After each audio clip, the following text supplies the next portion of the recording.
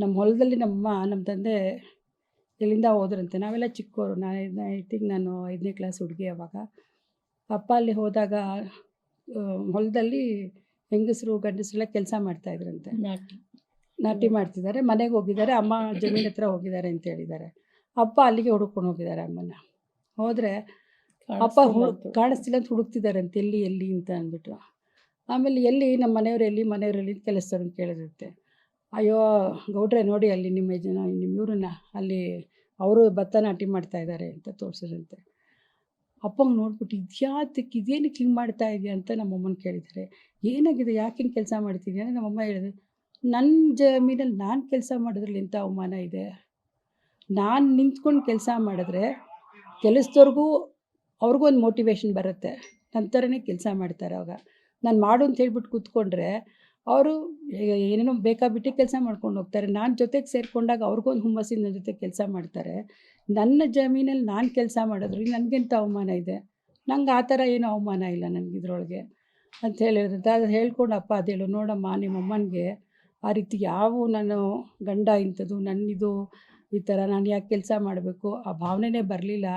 ನಾವು ಚಿಕ್ಕವರಿದ್ದಾಗ ಅಲ್ಲಿ ಊರಿಂದ ಬಂದು ಅದನ್ನು ಹೇಳೋರು.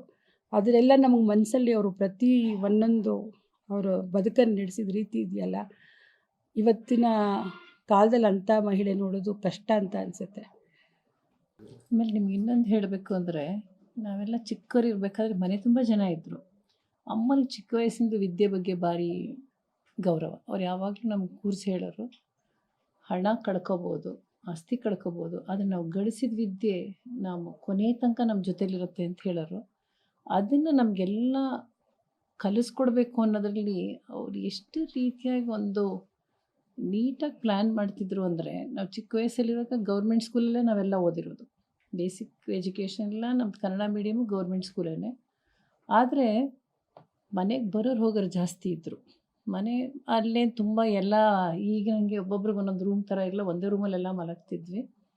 ಆದರೆ ಅವ್ರದ್ದೊಂದು ರೆಗ್ಯುಲರ್ ರೊಟೀನ್ ಪರಿಪಾಠ ಇತ್ತು. ಅವರು ಏನೇ ಬ್ಯುಸಿ ಇರಲಿ, ಅಂದರೆ ಮನೆ ಕೆಲಸ ಎಲ್ಲ ಅವರೇ, ಅಡುಗೆದೆಲ್ಲ ಅವಾಗೇನು ಕುಕ್ಲಿಕ್ಕಿಲ್ಲ, ಈಗ ಅವರೇ ಕುಕ್ ಶೆಫು ಎಲ್ಲದು ಹೇಳಬೇಕು ಅಂದರೆ.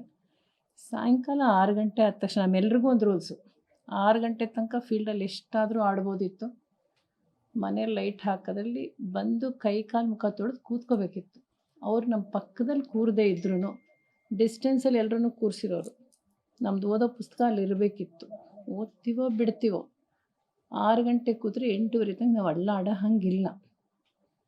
ಅದೇನಾಯ್ತು, ಆ ಅಭ್ಯಾಸ ನಮಗೆ ಫೋರ್ಸಿಬಲಿ ಓದೋಂಗೆ ಮಾಡ್ತು. ಸೊ ನಮಗೆ ಅವರೊಂದು ಟೈಮ್ ಟೇಬಲ್ ಹಾಕ್ಕೊಟ್ಟಿದ್ದು. ಈಗ ನಮಗೇನಾಗಿದೆ ಅಂದರೆ, ಒಬ್ಬೊಬ್ಬರೇ ಮಕ್ಳು ಇಟ್ಕೊಂಡಿರ್ತೀವಿ, ಅವ್ರ ವಿದ್ಯೆ ಬಗ್ಗೆ ತಲೆ ಕೆಡಿಸ್ಕೊಳ್ಳೋದಲ್ಲದೆ ಅವ್ರಿಗೂ ತಲೆ ಕೆಡಿಸ್ತೀವಿ ನಾವು. ಅದಲ್ಲ, ಡೇ 1ಇಂದಲೇ ನಾನು ಹೇಳ್ತಿರೋದು, ನಮಗೆ ಪ್ರೈಮರಿ ಎಜುಕೇಷನಿಂದಲೇ ಈ ಸಿಸ್ಟಮಲ್ಲಿ ತಂದ್ರಮ್ಮ ನಮ್ಮನ್ನು. ಆಮೇಲೆ ಅದಲ್ದಲೇ ಅವ್ರಿಗೆ ಪಾಠ ಕೂತು ಹೇಳ್ಕೊಡೋಕ್ಕಾಗದೇ ಇದ್ದಾಗ ಟ್ಯೂಷನ್ಗೆ ಕಳಿಸೋರು. ಕಳಿಸಿದ್ರು ನಾವು ಏನು ಕಲ್ತಿದ್ದೀವಿ ಬಿಡ್ತಿದ್ದೀವಿ ಅನ್ನೋದನ್ನೊಂದು ಸೂಪರ್ವೈಸ್ ಮಾಡೋರು. ಅದೇ ಕಾರಣಕ್ಕೆ ನಾವೆಲ್ಲರೂ, ನನಗೆ ಬಾಲಣ್ಣ ಈಗಲೂ ಹೇಳ್ತಾರೆ. ನಮ್ಮ ದೊಡ್ಡಣ್ಣ ಇದ್ದಿದ್ದು ಹರದನಹಳ್ಳಿಲಿದ್ದಾಗ ಸ್ಕೂಲಿಂಗ್ ಅಲ್ಲೇ ಒಂದು ವರ್ಷನೋ 2 ವರ್ಷನೋ ಹೋಗಿದ್ದಾರೆ. ಅಲ್ಲಿ ನಿಮ್ಮ ಊರಲ್ಲಿ ಅಂದರೆ ತುಂಬದ ಕುಟುಂಬ, ಅಲ್ಲೂ ಸಹ ಅಮ್ಮ ಬಿಡದಲೇ ಅರ್ಧ ಗಂಟೆ ಕೂರಿಸ್ಕೊಳ್ಳೋರಂತೆ. ಅವಾಗ ಸ್ಲೇಟು ಬಲ್ಪ ಈ ಥರ ಇಲ್ವಲ್ಲ, ಬರ್ಸೋರು. ಹಾಗೆ ನಮಗೆ ಬೇಸಿಕ್ ಎಜುಕೇಷನ್ನ, ಒಂದು ವಿದ್ಯೆ ಬಗ್ಗೆ ನಮಗೆ ಒಂದು ಅದರದ್ದು ಇಂಪಾರ್ಟೆನ್ಸ್ ಹೇಳ್ಕೊಟ್ಟಿದ್ದಲ್ದಲೇ ಸ್ಟ್ರಾಂಗಾಗಿ ನಮಗೆ ಬುನಾದಿ ಹಾಕ್ಕೊಟ್ಟಂಥ ತಾಯಿಯವರು. ನೋಡಿ, ಅವ್ರು ಆ ಕಾಲದಲ್ಲಿ ಎಲ್ಲೇ ಸೋದಿರ್ಬೋದು, ಈಗ ನಮ್ಮ ಮನೇಲಿ ಎಲ್ಲರೂ ವಿದ್ಯಾವಂತರೇನೆ, ಎಲ್ಲರೂ ವಿದ್ಯಾವಂತರೇನೆ. ಅದಕ್ಕೆ ಕಾರಣ ನನ್ನ ತಾಯಿನೇ.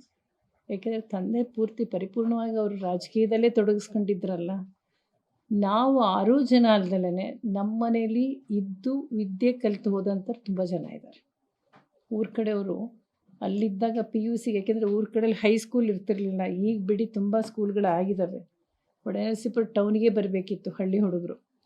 ಕೆಲವರೆಲ್ಲ ನಮ್ಮ ಹತ್ತಿರದ ನೆಂಟರುಗಳೆಲ್ಲ ಅಲ್ಲೇ ಇದ್ದು ಹೈಸ್ಕೂಲು PUC ಮಾಡ್ಕೊಂಡು ಡಿಗ್ರಿಗೆ ಬೆಂಗಳೂರಿಗೆ ಬಂದದ್ದು ಉದಾಹರಣೆಗಳಿದ್ದಾವೆ. ನಾವು ಹೊಳೆನರಸೀಪುರದಲ್ಲಿ ಇರೋ ತನಕನೂ ತುಂಬ ಜನಕ್ಕೆ ವಿದ್ಯೆಗೆ ಸಹಾಯ ಮಾಡಿದಾರಮ್ಮ.